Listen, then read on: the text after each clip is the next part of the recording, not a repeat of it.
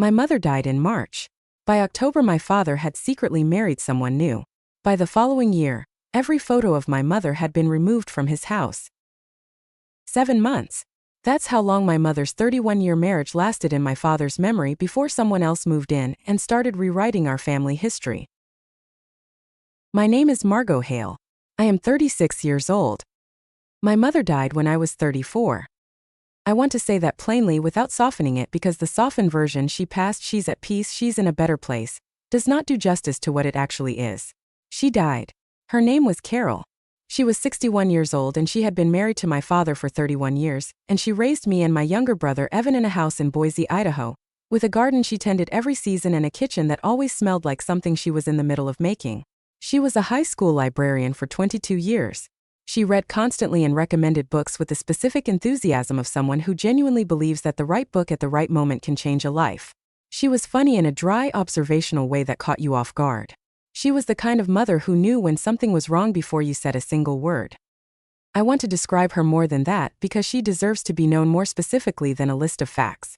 She had the particular quality of people who are good listeners, the kind of attention that is different from waiting politely for your turn. When she listened to you, she listened to all of it, including the parts between what you said and what you meant, and she would reflect back to you sometimes the thing you had not quite managed to say, which could be startling and which was a gift even when it was uncomfortable. She did this for her students too. That much was clear from the things they said at her memorial service, from the students who drove hours to be there, from the messages we received in the weeks after she died from people whose names we did not always recognize but whose love for her was entirely legible. She had been doing that work, listening, noticing, handing people the right book at the right moment for 22 years, and she had done it with the specific care of someone who believes that what they are doing actually matters, which is rarer than it sounds. She was also, in the particular way of some people, better at caring for other people than for herself. She was the last person to mention her own discomfort, the first to notice someone else's, the one who would sit with you through something difficult without needing it to resolve in any particular direction, who could hold ambiguity and uncertainty without rushing to close it. I recognized after the diagnosis that these qualities, the patient attention, the tolerance for uncertainty, the lack of complaint, were also the reason it had taken so long to find the cancer. She had not mentioned the symptoms to her doctor because she was managing other things and because the symptoms were not individually alarming, and because she was simply not someone who made her body the center of a room if she could help it. She died of ovarian cancer. The diagnosis came 18 months before she died, at a stage that her oncologist was honest about from the very beginning. He sat with my parents and spoke clearly, with the directness of someone who understands that honesty, delivered with care, is its own form of respect. There was treatment. There was hope in the early months, the cautious kind that does not promise more than it can deliver. My mother went through chemotherapy. She lost her hair and grew it back and lost it again. There were months when the numbers looked more promising, and we let ourselves lean toward a fuller future. And then there were months when the numbers shifted and the doctor's tone matched them, and we understood what we were doing without anyone needing to say it plainly. We were accompanying her through the end of something. I moved back to Boise for 4 months during the worst of it. I am a landscape architect. I was able to work remotely for much of that period, and I gave up the portions I could not manage without hesitation, because this was my mother and nothing else was close to as important. My brother Evan, who was 31 at the time and lived 40 minutes away, came every week without exception. He is the kind of person who shows up without being asked and does not make a production of it. He just came, brought food sometimes, sat with her and watched old films she liked, told her about his life in the patient and ordinary way of someone who understands that what a person needs at the end of things is not drama but presence. Our father Dennis managed the house and the appointments and the daily caregiving with a steadiness I found both admirable and devastating to witness. He is not a man who expresses what he is feeling. He processes inward and holds it there. He absorbed the full weight of what was happening each day and presented my mother with a steady face every morning, making her coffee the way she liked it, managing her medications without being asked, sitting beside her for hours without needing to fill the silence. Whatever that steadiness cost him, and I believe it cost a great deal, he kept the cost private. He did not share it with Evan or with me. He carried it the way he carries everything, alone and without complaint. I want to say something about my father that is accurate and fair. He is a man who loved my mother. I do not doubt that. 31 years is not an accident. It is the result of choosing someone day after day in the ordinary and unspectacular way that makes a long marriage, not through grand romantic gesture but through the accumulated small decisions of two people who have built a life together and who keep choosing it. He was not a demonstrative husband in public. He did not make speeches or perform love for an audience. But I watched him with my mother for 34 years and I know what his love looked like, which is consistent, reliable, oriented toward her, and present in the specific and unglamorous ways that actually matter in a life. That is who he was. That is who I believed him to be when my mother was dying, and when she died, and in the months after. And then he married someone else in September 7 months later without telling us. And those two things, the man I knew him to be and the thing he did, are in the same person, and I am still working out how to hold them together. My mother died in March on a Tuesday morning. My father and Evan and I were in the room. It was quiet. It was what people mean when they call a death peaceful, a word I have thought carefully about since, and decided is the right one, even though peaceful does not mean painless or without grief. It means the breathing slowed and then stopped and the room was still. It means we were all there when it happened.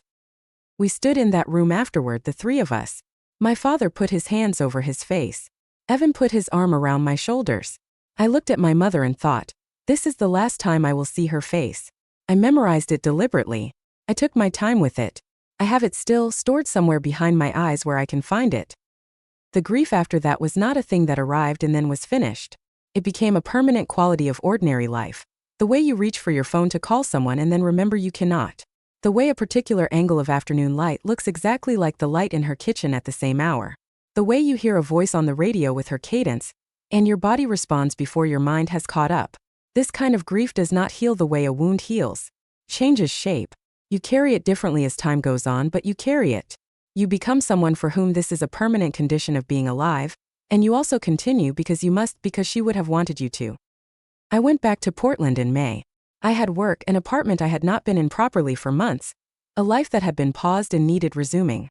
I called my father every few days. He sounded steady.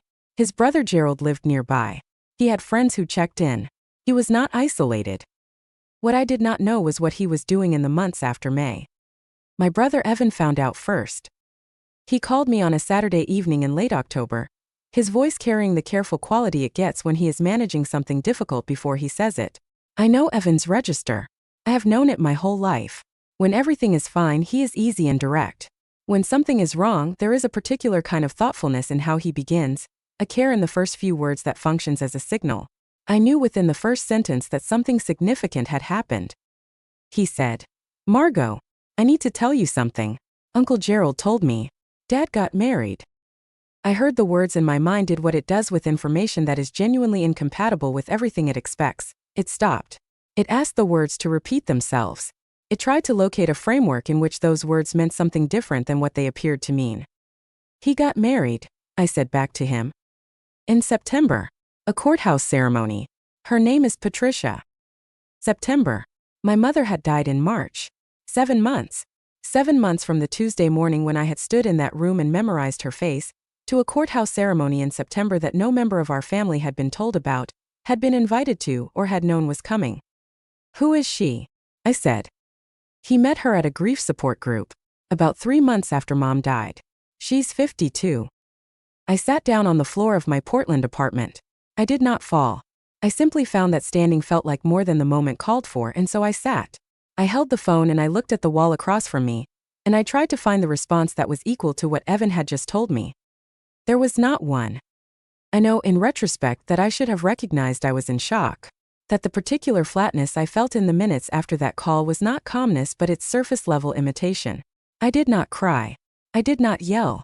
I sat on the floor of my apartment and I tried to understand what 7 months means in terms of a 31-year marriage, and I could not make the arithmetic work no matter how I tried. My father called 20 minutes later. He said, "Sweetheart, I imagine Evan has spoken with you." I said, "When were you going to tell us?"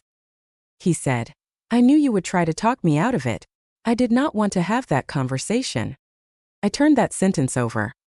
He had made a prediction that we would object, that we would want to talk to him, that we would not simply accept what he had done without response, and he had used that prediction to justify removing us from the process entirely. He had decided in advance that our reaction would be an obstacle, and so he had eliminated the obstacle by eliminating our access to what was actually happening. He had not trusted us with the truth of what he was doing because the truth would have produced a conversation he did not want to have. "You knew we would want to talk to you about it," I said. "And so you decided not to give us the chance." "I needed to make this decision for myself," he said. I know it is fast. I know it is a shock. But Margot, I have been so alone. You cannot imagine how alone I have been in this house. I wanted to say so many things. I wanted to say, Dad, I have been calling you every few days since May. Evan has been driving out to see you. We have been here, both of us, as much as we knew how to be. I wanted to say, I know you have been alone because I have been alone inside this grief too for these same 7 months, and grief is solitary in a way that nothing else is. I understand lonely. I understand what it is to lose the person who was the shape of your daily life. I understand all of that. And also 7 months. And also a courthouse in September that none of us knew about. I did not say any of it. I said I needed some time and I would call him back. I did not call for 2 weeks. In those 2 weeks I talked to Evan every few days. I spoke with my closest friend, who had known my mother, and who was one of the few people outside the family who could hold the full weight of what I was processing. I spoke with my therapist, who I had been seeing since shortly after my mother's diagnosis and who I am grateful for in ways I do not know how to properly measure. I let myself be angry for several days. A clean and specific anger that had nowhere useful to go but that needed to exist before I could see past it. Then I called my father back. I said what I actually believed as clearly and as fairly as I could say it. I said he deserved to have people in his life, and that I understood his pain, and that loneliness after 31 years of marriage was real and serious and I was not going to pretend otherwise. And I said that what he had done, the secrecy, the speed, the ceremony with no family present, had fractured something between us that was going to take genuine time and genuine honesty to begin to repair. That I had spent those 7 months calling him, being his daughter, while he was building an entire new life with someone none of us had ever met and planning a ceremony none of us were invited to witness. That this was something I needed him to take seriously as a real harm, not just as a temporary discomfort I would get past. He said he understood. He was sorry for the secrecy. He had handled it wrong. He hoped I would give Patricia a real chance, that she was a good person, that he was happier than he had been in a long time. I said I was willing to try. I meant it. The first dinner was in December, a couple of months after I found out. Evan and I made the trip to Boise together. Patricia and my father, Evan and me, seated around the dining room table in the house where Evan and I had grown up, a table that had seen 30 years of ordinary family life and that now had a woman at it we had never met before this evening. It was careful in the way of a meeting everyone in the room knows is loaded. Patricia was polite. She was shorter than I had imagined, with neat dark hair and the composed manner of someone who is aware of being assessed and is managing that awareness without letting it show too much. She asked questions about my work in Portland, about what landscape architecture involved, about whether I liked the city. She asked Evan about his life. She listened when we answered. She cooked well. The table was set with care and the food was good, and she had clearly thought about the evening in advance. She was attentive to my father in a way that was clear and undefended. She clearly cared for him. She touched his arm when she passed him in the kitchen. She laughed at something he said with the laugh of someone who genuinely finds the person funny rather than the laugh of someone performing delight. And I watched my father look at her and recognize something in his face that I had not seen in 2 years, not during the long months of my mother's illness, not in the initial shock of the grief. He looked easy. He looked settled in a way that the weight of the previous 2 years had not allowed. I put that in the complicated file. The file where I keep things that are simultaneously true and painful. I did not hate Patricia. I want to resist the version of this story where she is simply a villain and everything is her fault, because that is not what is true and I have no interest in telling a story that is tidier than reality. She was not a calculated intruder who had arrived with a plan to erase my mother. She was a woman who had lost her own husband 2 years before she met my father, who had gone to a grief support group while she was still in that loss, who had met someone there and fallen into something real. She did not owe me a particular timeline. She was not in control of my father's choices. She did not make him do any of the things he did. What she did choose, and what she chose consistently in every month that followed, was the house. I understand in the abstract that a woman moving into a home where another woman lived for 30 years has a complicated relationship with that space. I understand the desire to make it feel like yours rather than like you are a guest in someone else's life. I understand that this is a real and human and probably inevitable need. What I did not understand, what I am still working to understand, is why the way to meet that need was subtraction rather than addition. Why the answer to making space for herself was removing the evidence that anyone else had been there. Why my mother's presence in that house had to be erased for Patricia's presence to be possible. The changes began subtly, which is always how these things begin when they intend to become comprehensive. A new throw pillow on the couch, different kitchen towels, a painting in the hallway where a family photograph had hung. I noticed each thing on subsequent visits. I noted them and I did not say anything. New people bring new things. Making a space feel like yours involves adding your objects and your preferences and your aesthetic to it. That is natural. I told myself she was settling in, not taking over. I was wrong about the distinction. By the following spring, approximately 1 year after my mother's death, I visited for Easter. I drove the 4 hours from Portland alone, a drive I have made many times, and that takes me through terrain I know well. I arrived at my father's house, the house where I had grown up, the house where my mother had lived for 30 years, and I walked through the front door and into the living room. I stopped just inside the entrance. The room had been redecorated. Not subtly. Not in the way of a person adding herself to a space. In the way of a person replacing it. Patricia's furniture was in the room. The rug was different. The curtains were different. The art on the walls was entirely new. Pieces I had never seen. Selected by someone whose taste was not my mother's and that reflected nothing of the woman who had arranged this room for 3 decades. The bookshelves, my mother's bookshelves, the ones she had filled over 22 years of loving and thinking about books, had been rearranged and many of her books were gone. Not all of them, but enough that the shelves looked different in the specific way of shelves whose organizing intelligence has been replaced. I went through the house slowly, the way you go through a space when you are doing an accounting of it. The photograph in the living room was gone. The one my mother had chosen for that wall because it was the one where both she and my father looked exactly like themselves, her in particular laughing at something outside the frame, the two of them the way they were when things were good. Gone. The photographs of Evan and me as children with our mother were gone. The photographs on the hallway wall were gone. The mantel held a new arrangement entirely, some of Patricia's family in frames I had never seen, and recent photographs of my father and Patricia together, at dinner somewhere, at what looked like a park, easy and smiling in the way of people who have found something, displayed in the spaces where 30 years of a different life had been visible for as long as I could remember. Not one photograph of my mother remained in any visible space in the entire house. I stood in front of the mantel for a long time. I looked at the new photographs and then at the spaces between them, and then at the wall behind the mantel where the old arrangement had been. I tried to locate something familiar in the room. I could not. My father came and stood beside me. He said, "Patricia needed to feel like this was her home too." I said, "Where are the photographs of Mom?" He said, "They're in storage. They're perfectly safe." I breathed. I kept my voice level. "Dad, Mom has been gone for 1 year. 1 year. And there is not a single photograph of her on the walls of the house she lived in for 30 years. Not one." He said, "Patricia lives here now. This is her home too." "It was Mom's home first," I said. He said my name. Just that. With the tone that means we are not going further with this today. I let it go that day. I sat through Easter dinner.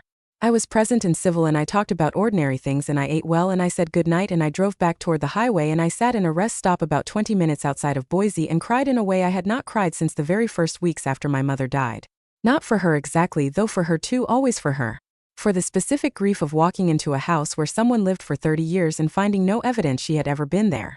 For the way a person can be made to disappear not by death but by the choices of the people who keep living. 3 months later in summer I visited again. I brought her vase with me.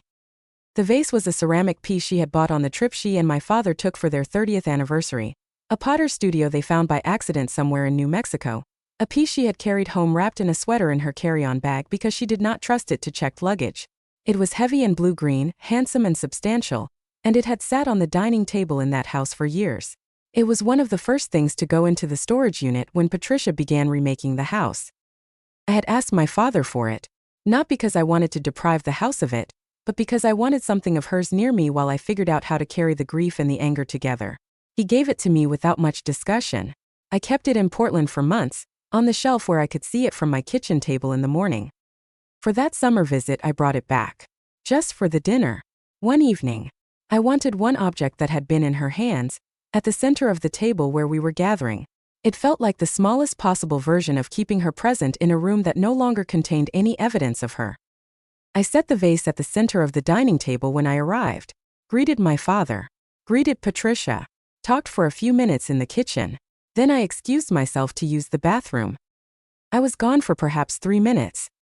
When I came back into the dining room, the vase was on the sideboard across the room, against the wall, moved off the table and placed at the margin of the room, somewhere peripheral and easily overlooked, moved while I was in the bathroom by Patricia without a word to me, without acknowledging that the object was mine or that placing it there had been a deliberate act.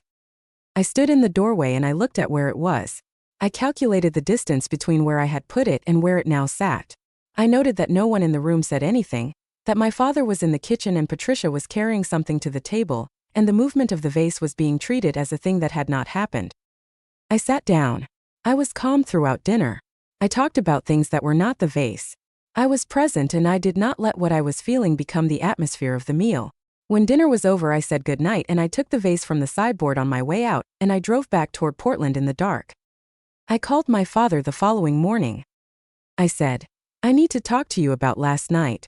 I brought Mom's vase and Patricia moved it while I was in the bathroom." He said, "She was probably just rearranging the table. I don't think she knew." "She knew," I said. "She has been part of this family long enough to have seen that vase.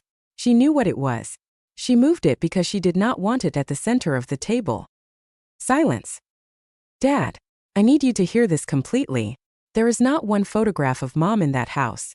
Her books are gone. Her furniture is gone. Her things are sealed in a storage unit that you describe as just for now, which is a phrase that has meant permanently for over a year. And now I cannot bring her vase to dinner without it being moved off the table while I am in the bathroom. Mom has been gone for 1 year. 1 year. And in that house it is as though she never existed." My father let me finish. There was a pause. And then he said, "Carol is gone, Margot. You have to let her rest." I held the phone. "I do not need to let her rest," I said, when I could say it without the sound in my voice becoming the dominant thing in the sentence. "She is resting. She has been resting since March, and she will rest regardless of what is on the walls of that house. This is not about her. This is about what is being done in that house by people who are living to the memory of a woman who spent 30 years of her life there. This is about the fact that I cannot bring her vase to dinner without someone moving it. This is about you choosing Patricia's comfort over my grief, over Evan's grief, over the grief of your own children who loved their mother and who are still, less than 2 years later, learning how to live without her." He said, "I know this is hard for you. I am asking you for one thing," I said.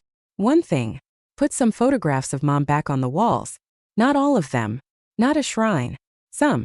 So that when I come to the house where I grew up, there is something visible on the walls that proves she was there.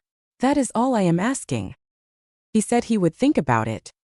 His voice had already moved away from the conversation. I could hear him ending it before it was over. He did not put the photographs back. I have not had a meal in that house since. That was 8 months ago. My father calls on my birthday and at the holidays. The calls are brief and careful and they travel around the edges of the real subject without touching it, and they leave me with the particular loneliness of a conversation that has managed not to say what it needed to say. The person who chose all of this is my father. Not only Patricia, she made choices that I believe were deliberate and whose meaning she understood. But she is not the one who put the photographs in storage. She is not the one who said Carol is gone, you have to let her rest. She is not the one who had the authority and the responsibility to hold both the old life and the new one, and who chose not to. My father chose. He chose repeatedly, in every small decision and every deflection and every I'll think about it that led nowhere. He chose his own ease over the grief of his children. He chose a clean slate over a complete history. He chose to let 31 years of marriage become something he keeps in a storage unit. I am working on whether I can forgive that. Not forget, I have no interest in pretending it did not happen, and I do not believe that forgetting is a thing that grief allows in any real sense. But forgive in the actual meaning of the word. Finding a way to continue in relationship with someone while knowing clearly what they chose and when and at whose expense. I bring this question to my therapist every other week. I do not yet have a full answer. I have partial ones and the partial ones shift and develop, and I am patient with that process because I do not believe the right response to complicated grief is to resolve it quickly and imprecisely. My mother has been dead for 2 years now. I still have her vase on the shelf in my Portland apartment, in the spot where I can see it from the kitchen table in the morning.